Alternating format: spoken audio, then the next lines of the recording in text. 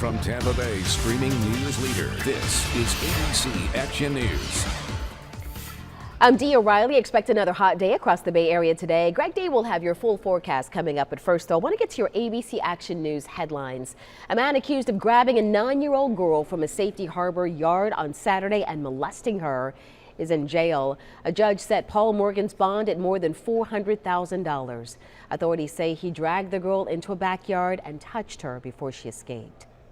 A troubling new report shows senior citizens across the country aren't getting enough to eat. Seniors who aren't getting the nutrition they need are more at risk of falls, which could lead to a hospital stay or long-term care. That's helping drive up healthcare costs. Meals on Wheels would like to see a new approach to ending hunger. We believe that working through the healthcare system is probably the ideal way to get there, because just giving new grants or giving out money each year that has to be renewed is not going to solve the root problem. Meals on Wheels says it's delivering 21 million fewer meals today than 2005 because of increased costs and flat funding. Driving Tampa Bay forward, Polk County leaders are taking steps to keep pedestrians safe. They're proposing more than a dozen new sidewalk projects, but they still need your input. There are 2 public hearings. The first one is tonight at 6 at the County Administration Building in Bartow. The second and final meeting will be held a week from today. An airline pilot strike in London now having an impact here in the Bay Area. British Airways canceled nearly all of its flights today, including flights scheduled to land at Tampa International Airport this afternoon and then take off this evening. The pilots union accuses British Airways of making massive profits at the expense of its employees. In Democracy 2020, the race for the Democratic presidential nomination getting tighter just days ahead of the party's 3rd debate.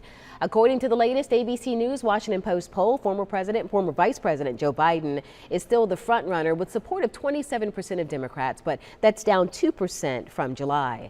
Senator Bernie Sanders dropped 4%, but Senator Elizabeth Warren is rising in the ranks. She's up 6% since July to 17%. Senator Kamala Harris is the only other candidate receiving more than 5%.